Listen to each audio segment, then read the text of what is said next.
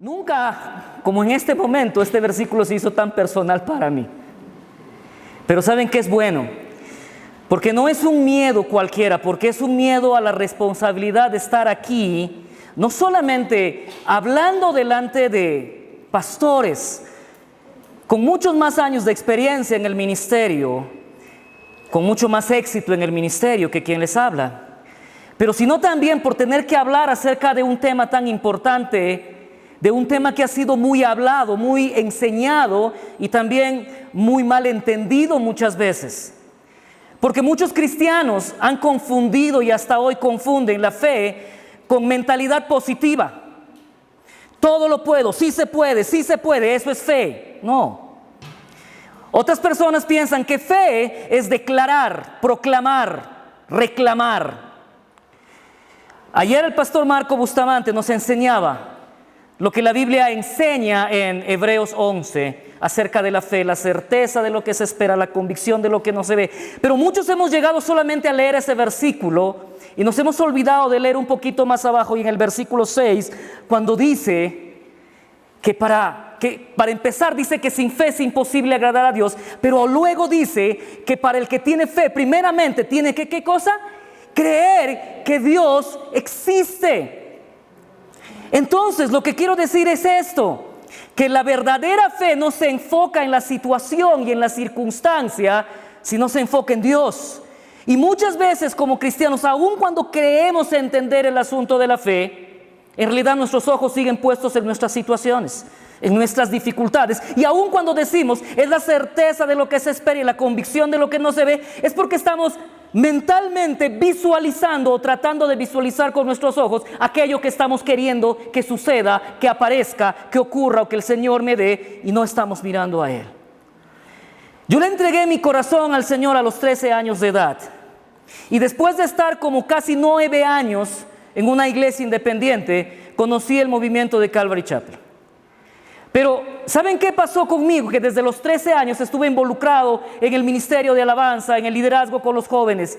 Y muchas veces yo había escuchado acerca de unas súper prédicas, súper enseñanzas de la fe y de otros temas más. Y me hablaban de Daniel y me hablaban de muchos personajes de la Biblia. Pero algo había en mi corazón y decía, ¿por qué cuando nosotros queremos aprender algo de la palabra de Dios, algo que es importante, básico y vital, siempre tenemos que estar mirando ejemplos de personas que no existen?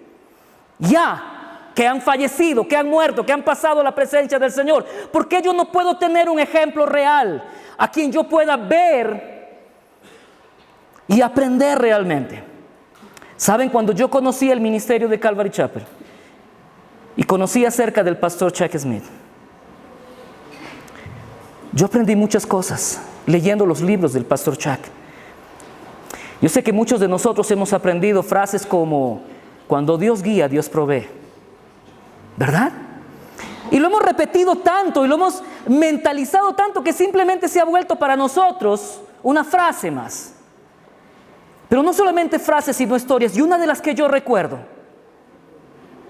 es cuando yo leí uno de los libros del pastor Chuck, y no hablaba exactamente del pastor Chuck, pero hablaba de la mamá del pastor Chuck y cómo fue la historia de la consagración del pastor Chuck al servicio del Señor antes de que él naciera, porque su mamá estaba embarazada de él y una de sus hermanas falleció y estaba en la casa, y la mamá estaba desesperada con la niña muerta. El papá del pastor Chuck no estaba en casa. Cuenta el libro, cuenta la historia, que la mamá agarró a la niña y la llevó a la casa de un pastor y puso a la niña en la entrada, en la puerta, la puso ahí y le dijo: pastor, por favor, ayúdeme, mi hija está muerta. Y el pastor le dijo algo a esta mujer y le dijo: ¿quieres que haga Dios algo en la vida de tu hija? ¿Quieres que Dios haga algo en este momento? Pues lo que tienes que hacer ahora es quitar tus ojos de la situación y poner tus ojos en Él. ¿Saben, hermanos, pastores, líderes y hermanos de la congregación que estamos aquí? Necesitamos No solamente hacer conferencias de fe, pero necesitamos que la gente pueda aprender de la fe a través de nuestras propias vidas, porque sí es cierto, podemos hablar de la fe de muchas personas, como lo hemos estado haciendo, y me toca hablar también a mí acerca de alguien, pero la gente necesita tener ejemplos vivos de fe. Y si el Señor te ha traído en este día, a esta conferencia, es porque Él quiere hacer de ti un ejemplo vivo de fe para alguien. La fe. Y me toca hablar acerca de la fe de Pedro. Y como decía antes, muchas veces pensamos que la fe es mente positiva y aún seguimos visualizando las cosas, pero es lo que no vemos.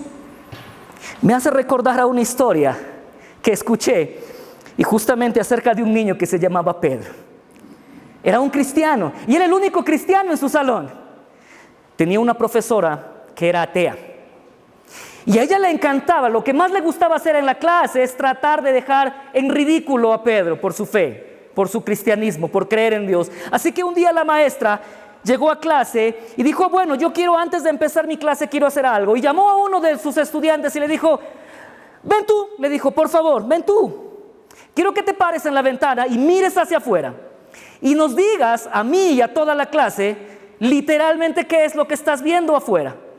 Y el niño se paró a la ventana, miró y dijo, bueno, veo los árboles, veo las nubes, veo algunos pájaros que están volando por ahí, veo el patio, veo los juegos, veo algunos niños ahí jugando en el patio. Ah, qué bueno, dijo la profesora. Una pregunta, ¿has visto a Dios? No. Alumnos, dijo la profesora, su compañero ha observado con detenimiento todo lo que ha podido y no ha visto a Dios. Claro, ¿por qué? Conclusión, porque Dios no existe. Y Pedro, que estaba escuchando, levantó la mano y le dijo, profesora, ¿puedo decir algo? ¿Quieres decir algo? Sí, profesora, ¿me permite? Sí. Y le dijo a su compañero, ok, quiero que me hagas ahora un favor.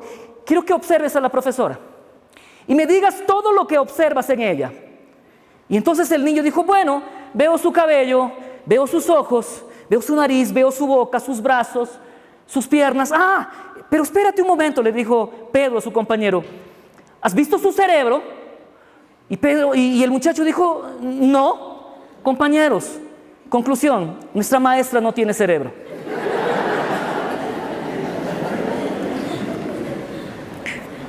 La fe de Pedro. El pastor Néstor decía ayer que él se sentía muy identificado con Pablo. Pues yo me siento muy identificado con Pedro.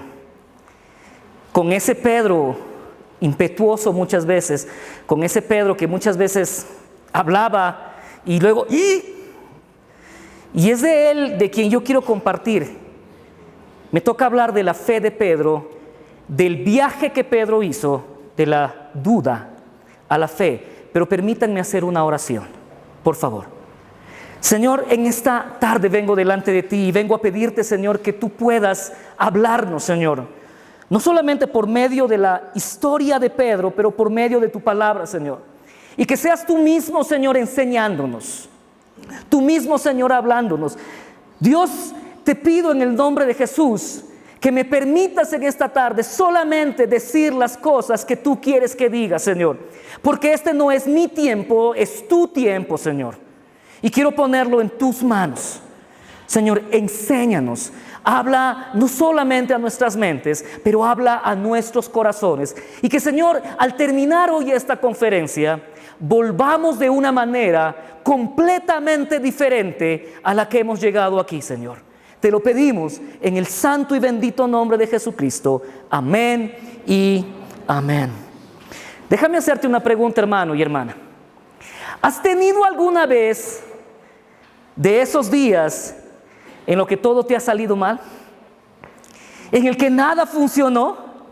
¿En el que todo fue un completo fracaso y cuando llegaste a la cama en la noche a descansar, te pusiste a pensar en todo lo que había pasado y dices, mejor hoy no me hubiese levantado de la cama, mejor ni siquiera hubiese salido de la cama, porque todo lo que hice fue un fracaso? ¿Qué logré hoy? Absolutamente nada. Saben, déjame decirte que Pedro experimentó esa situación una noche. La Biblia nos cuenta acerca de eso.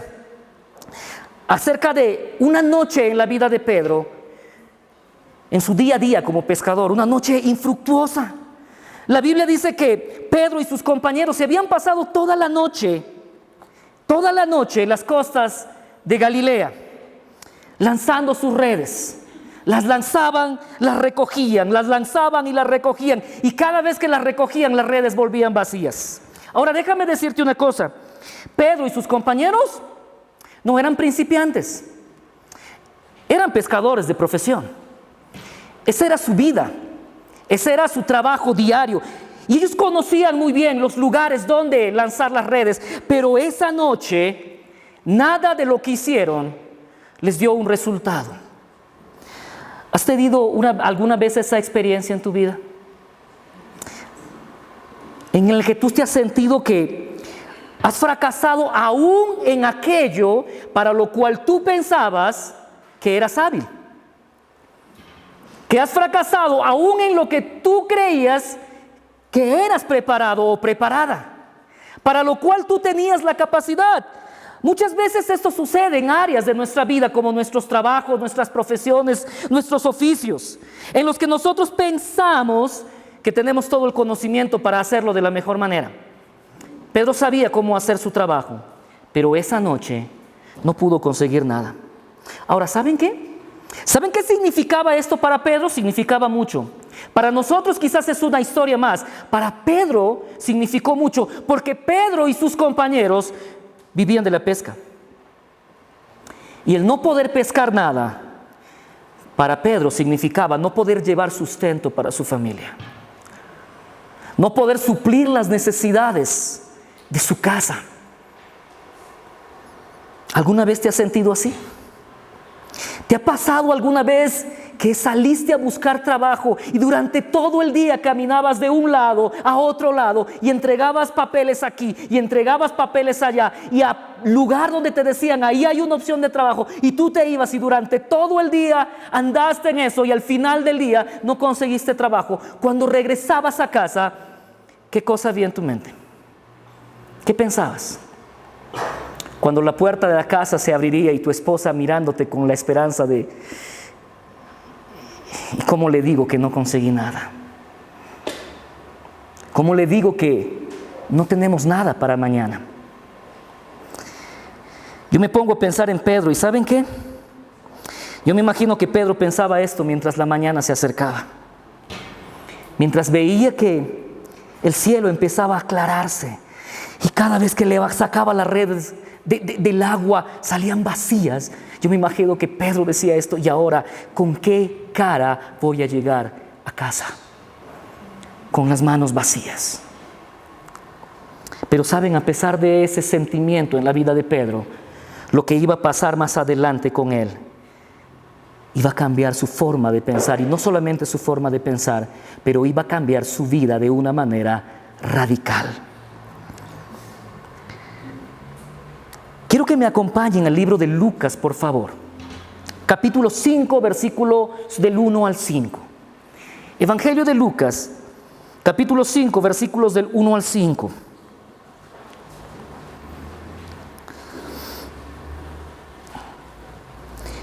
Dice lo siguiente: aconteció que estando Jesús junto al lago de Genezaret, el gentío se agolpaba sobre él para oír la palabra de Dios, y vio dos barcas que estaban cerca de la orilla del lago. Y los pescadores, habiendo descendido de ellas, lavaban sus redes, y entrando en una de aquellas barcas, la cual era de Simón, le rogó que la apartase de tierra un poco, y sentándose enseñaba desde la barca a la multitud. Cuando terminó de hablar, dijo a Simón: boga mar adentro y echen sus redes para pescar. Respondiendo Simón le dijo: Maestro, toda la noche hemos estado trabajando y nada hemos pescado, mas en tu palabra echaré la red. ¿Saben? Al llegar la mañana aquel día, lo único que Pedro y sus amigos podrían mostrar como fruto de su trabajo eran unas cuantas algas enredadas en sus redes. Y mientras ellos empezaron a lavar su equipo de trabajo, a limpiar su equipo de trabajo, se fijaron que había una multitud. Había una multitud que se aglomeraba alrededor de un hombre. Querían acercarse a este hombre, querían quizás tan solamente tocar a este hombre. Pero luego vieron que este hombre empezó a caminar hacia ellos. Y antes de que se pudieran dar cuenta de quién era este hombre y qué estaba haciendo, él ya se había subido a una de las barcas, la cual era de Simón. Y le dijo: Simón, apártate un poco de la orilla. Yo me imagino que Simón se sintió sorprendido, pero como Simón era un hombre educado, no le dijo: oiga, señor, bájese de mi barca, ¿qué hace usted aquí? Estoy cansado y quiero ir a casa. Pedro accedió. Dijo: ok, bueno, quizás unos cuantos minutos más aquí no me va a hacer daño. Además, me va a dar tiempo de pensar qué voy a decir en casa cuando llegue. Así que Pedro hizo lo que Jesús le dijo. Y Pedro se sentó a escuchar las palabras de Jesús. Y yo me imagino que él puso interés a lo que Jesús hablaba, porque Jesús empezó a hablar palabras de esperanza y palabras de consuelo. Palabras de un Dios que ama a las personas y que está interesada en ellas. Yo me imagino que eso llamó la atención de Pedro. Pero entonces Jesús volteó, miró a Pedro y le dijo: Pedro, vamos un poco más adentro. Y no solamente vamos más adentro, sino que Jesús le dijo: echa las redes para pescar. Yo me imagino que en ese momento Pedro, que estaba muy atento escuchando a Jesús, dijo: ¿qué? Y hasta se incomodó quizás un poco. Él ya había regresado de estar toda la noche ahí, estaba lavando las redes. Ya las redes probablemente se estaban limpias para el siguiente día y esperar a tener mejor suerte. ¿Saben? Y yo me imagino que Pedro pensó que este hombre sí es un maestro y habla muy bien de las cosas de Dios y enseña muy bien y dice realmente cosas muy interesantes, pero lo más probable es que este hombre no tiene ni la menor idea de cómo se pesca. No tiene la menor idea. Y probablemente Pedro quiso decirle a Jesús esto y lo pensó, y quizás él quería decirle: ¿sabe qué, Señor? Realmente he disfrutado de lo que usted ha dicho. Realmente sus palabras han llegado a mi corazón. Y es más, hasta me ha dado un poco de esperanza para no sentirme tan frustrado y decepcionado. Pero ¿sabe qué? Usted es un buen maestro, pero yo soy un buen pescador. Y sabe que hemos estado aquí toda la noche y no hemos podido pescar nada. En segundo lugar, déjame decirle que este no es el mejor momento para pescar. No es la hora para pescar. No hay peces. ¿Saben? A Pedro le pasó lo mismo que a muchos de nosotros nos ha pasado, probablemente.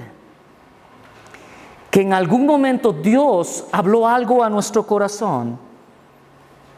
Y es más, muchas veces lo que Dios nos ha dicho, nos ha hablado, nos ha pedido, ha puesto en lucha y en combate nuestra fe, nuestra obediencia a Dios y nuestro razonamiento lógico. Y eso fue lo que pasó con Pedro en este momento. Jesús le dijo: tira las redes. Y Pedro decía: es imposible. Es más, Pedro estaba completamente seguro de que voy a tirar las redes y yo ya sé cuál va a ser el resultado. Y muchas veces cuando Dios nos pide hacer algo, nosotros actuamos de la misma manera. Decimos: Señor, pero yo sé que no va a funcionar, Señor. Las cosas no funcionan así. Yo soy el experto en esto. O quizás le puedes decir a Dios: Señor, pero ya lo intenté varias veces y no funciona. Pedro había intentado toda la noche y no había funcionado. Pero ¿saben qué? Algo que es interesante, que Pedro no se detuvo ahí. Pedro no se detuvo en ese conflicto entre su mente, su razonamiento y lo que Dios le estaba diciendo, sino que Pedro dijo: ok, Señor, lo intenté toda la noche, pero por tu palabra voy a volver a echar las redes. Lo voy a volver a hacer. ¿Saben? Fue una obediencia, podríamos decirlo, a ciegas de parte de Pedro. Señor, lo haré simplemente porque tú me lo dices. Hermanos, ¿saben? Muchas veces cuando el Señor nos pide hacer algo, muchas veces nosotros analizamos cada cosa y tratamos de analizar cada detalle. Y es más, muchas veces pensamos que Dios hasta es un improvisado al hacer las cosas. Y cuando Dios nos pide hacer algo, decimos, Señor, pero ¿ya tuviste en cuenta esto? Señor, ¿y pero analizaste esto? Señor, ¿pero pensaste en esto? ¿Verdad? Y lo analizamos mucho. Y aun cuando en nuestra experiencia personal sabemos que según nuestra lógica el resultado va a ser fatídico, que el resultado va a ser un fracaso. Hermanos, muchas veces lo único que el Señor espera es que nosotros digamos, Señor, mi mente dice, el resultado va a ser el mismo, pero lo voy a volver a hacer solo porque tú me lo dices. ¿Y saben qué, hermanos?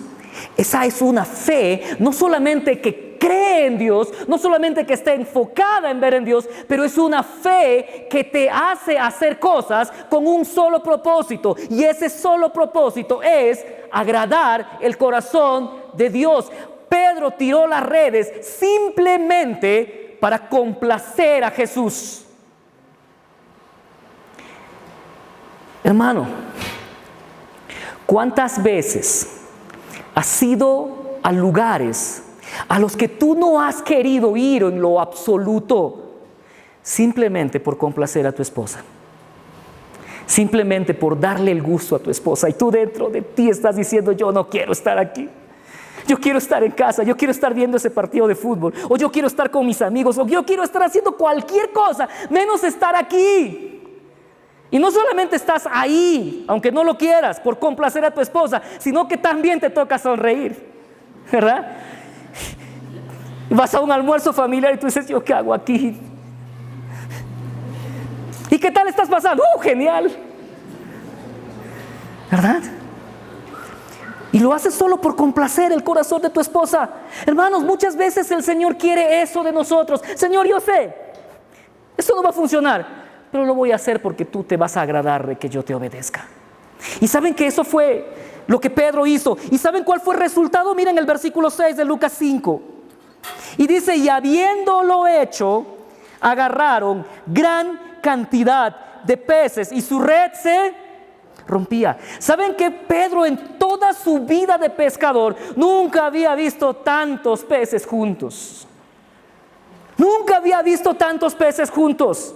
Y los empezó a subir. Pedro se olvidó de todo y él estaba enfocado en los peces. Él estaba enfocado en lo que estaba pasando en ese momento, a tal punto que lo que primero pensó hacer es volteó y dijo, ¡hey chicos, vengan! Y llamó a sus compañeros y empezaron a juntar los peces en las barcas y los botes prácticamente se hundían. Pero entonces Pedro se dio cuenta de que aquel hombre que le había hablado no era un hombre cualquiera. No era un maestro ordinario. Y él, por primera vez, tuvo un pequeño rayo de luz de la revelación de quién era Jesucristo. Ese rayo de luz que más adelante le llevó a Pedro a hacer esta impresionante declaración: tú eres el Cristo, el Hijo del Dios viviente. Ese pequeño rayo de luz, esa pequeña revelación vino como consecuencia de la obediencia de Pedro a la palabra del Señor. Comenzamos la iglesia de Calvary Chapel Fidelidad en el año 2007. En el año 2008 conseguí uno de los mejores trabajos que yo había conseguido. Entré a trabajar para NAS. No sé si alguien ha escuchado de NAS. Es como la DEA en Pucallpa. Un gran salario. Todos los beneficios que uno pudiera tener. Y entré a trabajar ahí. Yo ya era pastor de la iglesia. Pero después de 3 meses de trabajar ahí, me dijeron: tenemos que destacarte a otra base de NAS por 3 meses. Me dijeron: la próxima semana agarras tus cosas y te vas 3 meses a otra ciudad, a un lugar que se llama Santa Lucía, en la selva. bueno, trabajo. Yo viajé. A los 15 días que yo estaba en este lugar, yo había pedido a algunos hermanos de la iglesia que se hicieran cargo durante el tiempo que yo no iba a estar. A los 15 días, después de 15 días de haber estado luchando conmigo mismo, porque todas las mañanas cuando yo despertaba en ese lugar, abría mis ojos, una pregunta venía a mi mente y decía, ¿qué hago yo aquí cuando Dios me llamó allá? Y ¿saben qué, hermanos? Yo empecé a luchar con eso. Yo empecé a hablar con algunos amigos, oye, mira, tengo esta lucha, Dios me ha llamado a ser pastor, yo estoy seguro de eso, pero ¿cómo puedo ser un pastor a larga distancia? Es más, después de 3 semanas de estar ahí, me dijeron, ¿sabes qué? Cuando termines tus 3 meses, vas a regresar 1 mes a Pucallpa y luego vas a salir 3 meses a otra base. 6 meses. Y yo recuerdo que hablé con una persona y le dije, ¿sabes qué? Estoy con este dilema y no sé qué hacer. Y él me dijo, mira, ¿sabes qué? Una de las cosas que Dios utiliza para proveer para tu familia es el trabajo. Y si tú tienes que dar un paso al costado en el ministerio, piensa en tu familia también.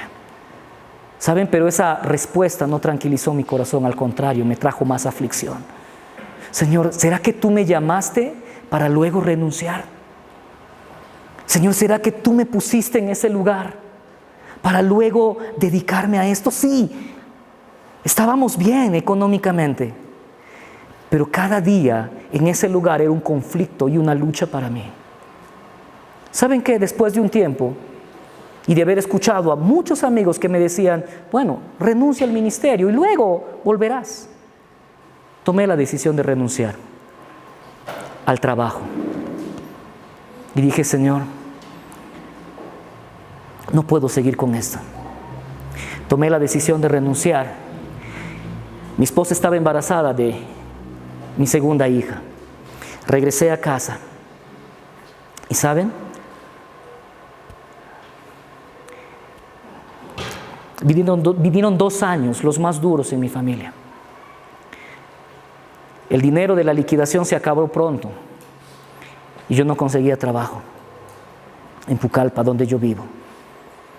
Y durante 2 años mi familia y yo, mi esposa, yo, mi hijo que tenía 2 años y mi hija que acababa de nacer, cada día vivíamos de la bondad de la gente, que nos alcanzaban víveres, que nos daban un par de platos de comida.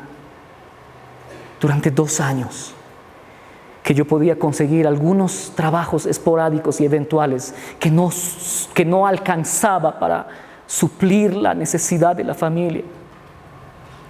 Y una de las cosas que en ese tiempo golpeó mi corazón fuertemente fue cuando un día mi esposa, llorando, me dijo, ¿qué estás haciendo con tu familia? Estoy cansada de vivir de limosnas y de mendigar.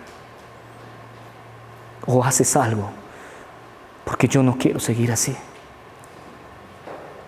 Y lo único que pude hacer fue ir delante de Dios y decirle, Señor, ¿qué estoy haciendo yo o qué tú estás haciendo? ¿Saben, hermanos? Durante 2 años, un amigo mío me llamó un día y me dijo, ¿sabes qué? Me enteré que estás sin trabajo. Sí, le dije. Bueno, tengo un trabajo para ti, pero yo no sé si vas a querer tomarlo. No, le dije, estoy para tomar cualquier trabajo, simplemente dime qué hay que hacer. Y me dijo, bueno, tienes que trabajar en el botadero. Para los que no entienden, es el lugar en Pucallpa donde todos los carros recolectores de basura de la ciudad van y echan la basura ahí.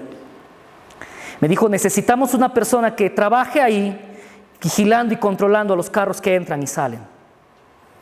No sé si te convenga ese trabajo. ¿Saben qué? Le dije, estoy dispuesto a lo que sea. Y yo fui a trabajar a ese lugar. A 50 metros de donde estaba el basurero, con un olor insoportable, de 6 de la mañana a 6 de la tarde todos los días. No había servicios higiénicos. No había un lugar donde comprar comida. Me pasé muchos días, de 6 a 6, sin comer nada. Un día, las veces que mi esposa podía preparar algo en la mañana, llevaba mi comida a las 6 de la mañana y eso era mi almuerzo, desayuno, almuerzo y cena. Pero era imposible comer eso con el olor que venía de ese lugar. Un día mi esposa fue, no sé cómo consiguió, pero fue a llevarme el almuerzo. Y cuando me vio ahí empezó a llorar y me dijo: sé que estamos en un momento difícil, pero no puedo soportar verte trabajar en este lugar. Saben, durante 2 semanas que yo trabajé ahí, no había nada que hacer, más que escuchar radio. Yo no escuchaba radio, y mucho menos radio cristiana. Teníamos una sola emisora de radio en Pucallpa, y la verdad no la escuchaba mucho. Pero ¿saben qué? Escuché la radio ese día, un día en particular, y la emisora cristiana estaba hablando de que un nuevo colegio cristiano iba a empezar en Pucallpa. Yo conocía a los dueños del colegio porque yo había trabajado un par de semanas como profesor de inglés para ellos en un instituto que tenían. Y entonces escuché que estaba empezando un nuevo colegio, pero yo dije: ¿cómo voy? ¿Cómo salgo? ¿Cómo voy a conversar con ellos si yo entro aquí a las 6 de la mañana y salgo prácticamente a las 7 de la noche, y hasta llegar a casa llegaba como a las 8:30 de la noche, cansado, solamente queriendo comer algo y dormir? Así que dije: ok, no hay nada que hacer. A las 2 semanas mi esposa me dijo: deja eso. Y un amigo me dijo: ¿sabes qué? Creo que hay un trabajo para ti. Ok, ¿qué puedo hacer? Y me dijo: pero tienes que tomar un vehículo. Nosotros le decimos mototaxis. Los peruanos conocen eso. Pero es un vehículo para transportar carga y pasajeros. Y me dijo: tienes que tomar un mototaxi y andar por toda la ciudad repartiendo golosinas, de 7 de la mañana a 9 de la noche. Ok, no queda otra. ¿Y saben qué? Tomé el trabajo por 1 semana. A la semana de haber tomado el trabajo, un día llego a trabajar y el dueño me dice: sabes, el vehículo tuyo está malogrado, no va a poder salir hoy día, así que regresa a tu casa y ven mañana porque lo reparamos hoy. ¿Saben qué? Yo no quise hacer eso porque un día que yo no trabajaba significa que no iba a haber ingresos. Me hace recordar a Pedro. Pero regresé a mi casa, no podía hacer otra cosa más. Regresé a casa, mi esposa me dijo: ¿y qué pasó? Ella pensó: ya lo sacaron otra vez. Y le dije: no, mira, se malogró el vehículo, mañana vuelvo a trabajar. Ah, ok. Y entonces me acordé de aquellas personas del colegio y dije: voy a aprovechar para ir y hablar con ellos. Preparé mis documentos, preparé mi currículum y solamente tenía para mi pasaje de ida y de vuelta. Cuando llego al lugar, encuentro al dueño sentado en la oficina y le digo: he escuchado que están empezando un colegio y quería saber sobre eso. Me dice: ¿estás interesado? Le digo: creo que sí podría estar interesado. Bueno, me dice, los que están interesados están pasando por un proceso de selección, por un concurso. Tienes que comprar las bases del concurso que cuestan tanto. Y yo le dije: ah, ok, no, yo solamente venía a preguntar nada más. Sí, en la tarde regreso para comprar las bases y postular también. Ah, ok, te espero. Y agarré otra vez mi folder y me regresé a casa diciendo: ok, no es. Regresé a casa, al día siguiente volví a trabajar con las golosinas otra vez repartiendo, y dentro de 2 días después el vehículo volvió a malograrse y otra vez me mandaron para la casa. Cuando llegué a casa, llegué muy temprano y mi esposa me dice: ¿y qué pasó? Le dije: otra vez falló el vehículo. Bueno, me dijo: ¿sabes qué? No hay nada para el desayuno. Mi mamá me ha llamado y me dijo que vayamos a tomar desayuno a su casa. Yo dije: otra vez estamos en lo mismo. Y le dije: ¿sabes qué? Ve tú primero, yo voy después. Quiero arreglar algunas cosas aquí en casa, no tenemos para pagar mano de obra, así que voy a intentar hacerlo yo. Y termino eso y te alcanzo para allá. Yo en realidad no pensaba ir porque estaba avergonzado. Aún yo ya tenía vergüenza de hacer eso. Ella se fue y me dijo: ¿qué? Había pasado media hora que mi esposa había salido cuando toparon la puerta de la casa, y yo salgo y veo afuera a la esposa del dueño de este colegio, a su esposa. Y yo abro la puerta y le digo: hola, ¿qué tal? ¿Cómo estás? Me dice: te estaba buscando. Yo no sé cómo averiguó mi dirección, pero me dijo: te estaba buscando. Me dijo mi esposo que fuiste a hablar con él por el colegio.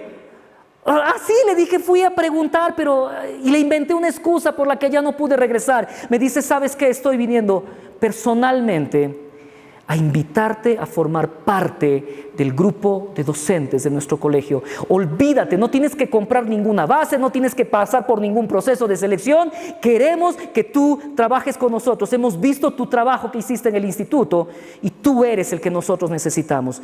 Por favor, prométeme que hoy en la tarde vas a ir a conversar con mi esposo. Y si se ponen de acuerdo con el salario y todo lo demás, te esperamos mañana temprano porque vamos a tener una semana de capacitación para nuestros profesores. ¿Saben qué? Al día siguiente, 8 de la mañana, me estaban presentando oficialmente como el profesor de inglés de ese colegio. Y durante 6 años trabajé en ese colegio y Dios sustentó a mi familia por medio de ese trabajo. ¿Saben? Yo no sé dónde estaría hoy si yo hubiese tomado la decisión de renunciar al ministerio en ese momento, cuando sí tenía que renunciar. Eso era cierto. Y tenía 2 opciones, el trabajo o el ministerio. Pero ¿saben qué? Lo más difícil para mí en todos estos años ha sido renunciar al ministerio. Porque cada vez que yo he querido renunciar al ministerio, porque déjenme decirles, yo estoy completamente seguro que todos los pastores que estamos aquí, en algún momento hemos querido renunciar al ministerio y dejarlo todo. Pero cada vez que yo quería hacer eso, recordaba a Jeremías. Señor, ya no voy a hablar más de ti. Y al rato estaba diciendo, quema, no puedo. Y recordaba a Pablo, me es necesario. Y decía, Señor, quema. Señor, siento la necesidad de hacerlo. ¿Cómo puedo dejarlo? ¿Saben? La experiencia que Pedro tuvo en ese momento, al darse cuenta de quién era Jesús, lo llevó a ponerse de rodillas. ¿Y saben qué? Cuando yo regresé esa mañana y le dije a mi esposa lo que había pasado, ambos empezamos a llorar y nos arrodillamos y le dijimos, Señor, gracias, porque eres fiel. ¿Saben, hermanos? Muchas veces lo que Dios está esperando de nosotros simplemente es que nosotros tomemos la decisión de obedecerle a Dios, aun cuando eso signifique ir en contra de nuestra propia mente, de nuestra propia lógica. Porque si no lo hacemos, no podremos ver lo que el Señor tiene preparado para nosotros. Después de ese paso de obediencia, si Pedro hubiese sido terco y testarudo y en decir, Señor, no funciona, Señor, no sirve, Señor, no va a dar resultado, Señor, es inútil que lo hagamos, Pedro nunca hubiese sido capaz de experimentar. ¿Y saben qué? No tendríamos esa parte en nuestras Biblias. Nuestras Biblias no tendrían la historia de la pesca milagrosa. Pero ¿saben qué? La cosa no quedó ahí. Jesús no solamente hizo de Pedro un hombre que viera la gloria de Dios en ese momento de una manera real, pero en ese momento la vida de Pedro cambió completamente, porque Jesús le dijo, a partir de hoy serás pescador de hombres. Y ¿saben qué? Si revisamos el libro de los Hechos, capítulo 2, vamos a ver a Pedro tirando las redes, pero no esas redes físicas, no esas redes que las tiraba todos los días de su barca, pero las redes del Evangelio. Y vemos a gente viniendo a los pies de Jesús. En Hechos capítulo 4, Pedro nuevamente lanza las redes.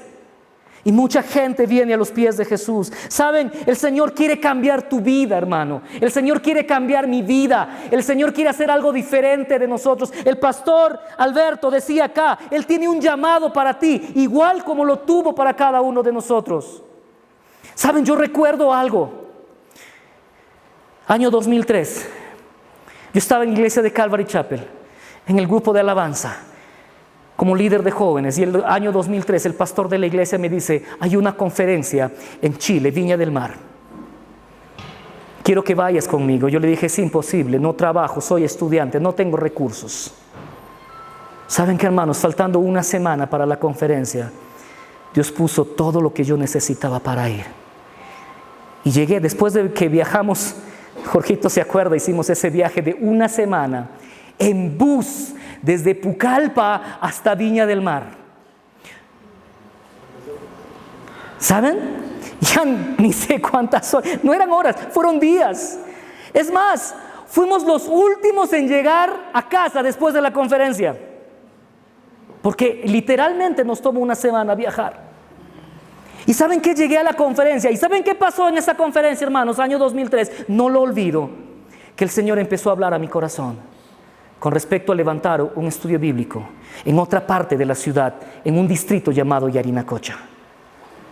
Y el Señor empezó a hablar a mi corazón cada día de la conferencia. ¿Y saben qué es lo que yo hice, hermanos? En mi ignorancia le dije al Señor: Señor, tú sabes que yo no quiero ser pastor, como lo han dicho varios aquí. ¿Saben? Pregunten, y creo que la gran mayoría de pastores nunca quisimos serlo. Y ¿saben qué le dije? Señor, yo no quiero serlo. Pero el Señor empezó a hablar a mi corazón y yo en mi ignorancia le dije: ok, Señor, muy bien, está bien. Mire, vamos a llegar a un trato. ¿Quieres que yo sea pastor? Aquí están mis requerimientos. En mi ignorancia le puse requerimientos a Dios. ¿Y saben qué? Dios no me volvió a decir nada. Dije: oh, listo, se acabó el asunto. Regresamos a Pucallpa. Pero unos cuantos años después, creo que fueron 3 años después, hubo otra conferencia en Chile, Arica. Y yo volví a ir a la conferencia. ¿Saben? Fue increíble. Ni bien crucé la frontera, Dios empezó a hablarme otra vez con lo que Él me había dicho en Viña del Mar. Y le dije: Señor, ¿te acuerdas de lo que hablamos? ¿Te acuerdas de mis requerimientos? ¿Y saben qué, hermano? Lo increíble de Dios, del amor y la misericordia de Dios, que Dios no me dijo: oye, insolente, ¿tú sabes con quién estás hablando? Oye, ¿tú sabes a quién te estás refiriendo? No. ¿Saben qué me dijo el Señor, hermanos? El Señor me dijo: requerimiento 1 cumplido, requerimiento 2 cumplido, 3 cumplido, 4 cumplido, 5 cumplido. Yo no tenía más que decir. Le dije: Señor, ok, pero tú has puesto en mi corazón este lugar. Yo no vivo en ese distrito. No tenemos ningún hermano de la iglesia viviendo allá. Cuando se abra un lugar, empezaremos. Y dije: okay, eso tomará un par de años por lo menos. Y hasta ahí Dios se olvida del asunto. ¿Saben que yo regresé a Pucallpa, hermanos? Y por medio del pastor y otros hermanos, Dios cada día se encargaba de recordarme lo que Él me había dicho. Pues decía: Señor, recuerda lo que quedamos cuando haya el lugar. Yo estaba involucrado en la música desde los 13 años, sirviendo en la iglesia. Tenía un amigo músico con el que había tocado mucho tiempo, pero no nos veíamos por muchos años. Y un día nos encontramos, no de casualidad. Y me dijo: oye, necesito que me ayudes durante un tiempo con la banda que hemos empezado otra vez, música cristiana. Me dijo: por favor, quiero que me ayudes un tiempo. Le dije: ok, está bien, estoy libre, no tengo muchas cosas que hacer, puedo ir. Así que íbamos 2 veces por semana a su casa a ensayar. Casi siempre yo era el primero en llegar al ensayo y los encontraba cenando. Su esposa sabía que a mí me encanta el café. Dijo: un cafecito, ok, un cafecito. Y nos sentábamos a tomar café. Una noche yo llego, ellos asistían a otra iglesia, pero estaban pensando en salir de la iglesia. Y ¿saben qué? Un día llegué y ella me dice: ¿sabes qué? Me contó ella acerca de su situación en la iglesia y me preguntó acerca de mí. Entonces yo le conté toda la historia de las conferencias, de lo que Dios me había dicho y todo lo demás. Y ella me dijo: ¿y qué esperas para obedecer a Dios? Le dije: simple, que Dios abra un lugar en Yarinacocha donde empezar un estudio bíblico. Yo estaba tomando mi tacita de café y me dice: ¿y por qué no empezamos aquí en mi casa? Entonces yo iba a tomar mi café y le dije: simple, tiene que ser en Yarinacocha. Y me disponía a tomar mi café y ella me dijo: estamos en Yarinacocha. ¿Saben? Si no solté la taza es porque no era mía. Algo voló en mi mente y es como que el Señor me dijo: ¿qué más? ¿Saben? Eso fue en noviembre del 2006. En enero del 2007, el 3 de enero del 2007, comenzamos el estudio bíblico en su casa. Y le pusimos el nombre de Calvary Chapel Fidelidad. No porque nosotros éramos fieles. Quizás éramos los más infieles, empezando por el pastor. Pero él sí fue fiel. ¿Saben qué, hermanos? El acto de obediencia de Pedro cambió toda su vida. Y quiero contarles esta última historia que tiene que ver con mi familia. Habíamos empezado la iglesia. Mi hijo Nicolás, el mayor, tenía casi 2 años de edad y él desde que había nacido, había tenido problemas de infección urinaria. Muchas veces nos la pasamos noches enteras en el hospital y se quedaba hospitalizado por los problemas que tenía de infección urinaria. Pero un día en particular se enfermó terriblemente. No sabíamos si era una infección muy fuerte, pero fueron 3 semanas en las que él día a día empeoraba. ¿Saben qué? Los médicos estaban de huelga. Tuvimos que ir a los médicos particulares. Bueno, la cosa es esta, para ir terminando. La cosa es esta, que él enfermó, pero ustedes saben, en los lugares, en las ciudades, en los pueblos, hay creencias. Y alguien me dijo, ¿sabes qué? Lo que tu hijo no tiene es una enfermedad. Lo que tu hijo tiene es un mal, es un daño que le han hecho. Y la única forma de que tu hijo se sane es que tú lo lleves a un curandero y lo hagas sanar ahí, porque ningún médico lo va a poder curar, ninguna medicina lo va a poder sanar. Y saben que, hermanos, ninguna medicina hacía efecto en su vida, en su cuerpecito. Y él cada día se iba enflaqueciendo cada vez más, vómitos todos los días, diarrea todos los días. Llegó a un momento en el que él ya ni siquiera leche materna quería recibir, porque todo lo arrojaba. ¿Saben qué? Fue sumamente difícil. Y lo más curioso de todo esto es que la gente venía, gente de nuestra propia familia, decía, mira, mañana va a tener este síntoma, o pasado mañana va a aparecer esto, y aparecía el síntoma. Un día alguien se acercó a mí, de mi propia familia, y me dijo, ¿sabes qué? Si algo le pasa a tu hijo, va a ser tu culpa y tu responsabilidad. Una vez más, un golpe a mi corazón. ¿Quién quiere hacerse el responsable de la muerte de su hijo? ¿Saben que esa noche yo no dormí? Mi esposa dormía, mi hijo se quedó dormido de tanto llorar, de tanto vomitar, se quedó dormido. Nosotros seguíamos dándole medicamentos, pero no funcionaba. Y esa noche yo no dormí. Y mientras oraba, esas palabras venían a mi mente. Si tu hijo muere, va a ser tu culpa. Si tu hijo muere, va a ser tu responsabilidad. Y yo orando le dije, Señor, yo solamente estoy siendo fiel a tu palabra. Si mi hijo muere, no va a ser mi responsabilidad. Si mi hijo muere, no va a ser mi culpa. Señor, es tu responsabilidad lo que pase con la vida de mi hijo. Lo pongo en tus manos, te lo entrego, Señor. Porque ya nosotros no sabemos qué más hacer. Hemos gastado dinero en medicina y no funciona. ¿Saben? Fui a trabajar. A los 2 días, cuando llego de trabajar, mi esposa está en la puerta. Sale y me dice, el bebé. ¡Wow! No saben lo que yo sentí cuando escuché esa palabra. El bebé. Mi cuerpo se puso frío. Porque lo que yo me imaginé era escuchar, el bebé murió. Y ella me dijo, el bebé ha comenzado a comer otra vez. No ha vomitado durante todo el día. La diarrea se ha cortado y está comiendo otra vez. Míralo, está jugando. Y llegué a casa y estaba jugando. Y ¿saben qué, hermanos? El Señor, después de 3 semanas, lo empezó a restablecer. Hoy es un muchacho de 12 años que me acompaña en muchos viajes de misiones que yo hago. Hermanos, ¿qué cambió? ¿Cuál fue la diferencia en la vida de Pedro? Es la misma diferencia que puede hacer tu vida y la mía. Dar ese paso de obediencia a la palabra de Dios, aun cuando eso vaya en contra de lo que tú estás pensando, en contra de tu lógica. Quiero terminar con esto. El pastor Néstor habló a los pastores. Hermanos, quiero hablar a la congregación y a los líderes. Hermanos, así como los pastores necesitamos tener fe para confiar en la obra que Dios quiere hacer en la vida de ustedes. Hermanos, ustedes necesitan dar ese paso de obediencia en fe al Señor. ¿Saben?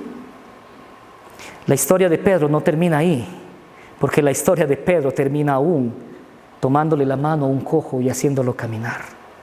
Yo no sé si tú eres capaz de hacer eso, pero ¿sabes qué? Déjame decirte una cosa. No terminó ahí la historia de Pedro, porque Pedro fue un hombre que influenció en todo el mundo. Y déjame decirte una cosa, la vida de Pedro hoy es conocida en todo el mundo y ha influenciado en miles de personas. Yo no sé si tú o yo vamos a influenciar al mundo entero, pero déjame decirte, Dios quiere que tú y yo influenciemos a todo aquel que se cruce en nuestro camino. La única manera de hacerlo es dando ese paso de fe en obediencia y haciendo igual que Pedro ese viaje de la duda a la fe. Quiero terminar con esto. Hoy día escuché a un jovencito, el pastor, el más joven que he visto acá, Jonathan, diciendo algo. ¡Qué bonita conferencia! Pero esta conferencia no va a servir de nada si solamente venimos, escuchamos y regresamos a casa y todo sigue igual. Tiene que haber una diferencia. ¿Y saben cuál es esa diferencia? decisión. Que tú decidas, como dijo el pastor Álamos, que tú tomes la decisión de regresar a tu casa, a tu iglesia, a tu familia, a tu ciudad, a tu comunidad, a tu país de una manera diferente de cómo tú has venido hoy. Y si tú hoy has escuchado la voz de Dios y quizás Dios está haciendo contigo lo mismo que hizo conmigo en la conferencia del 2003 en Chile, quizás Dios te está llamando hoy al ministerio, quizás Dios te está diciendo cosas que tú dices, Dios, no es posible que tú quieras hacer eso en mi vida. Déjame decirte, toma un paso de fe. Yo quiero pedirte que no solamente lo escuches y lo pongas en tu corazón, toma una decisión. ¿Y sabes qué? Quiero invitarte a que vengas aquí y que hagamos juntos una oración diciéndole, Señor, quiero tomar este paso de obediencia en fe y quiero que tú hagas en mi vida lo que tú quieras hacer. Que tú hagas en mi vida, que tú cumplas ese llamado. ¿Sabes? Que no sea una conferencia más. Toma una decisión. ¿Habrá alguien que quiera venir aquí y podamos orar juntos y decirle, Señor, este es mi paso de fe en obediencia a ti? ¿Habrá alguien?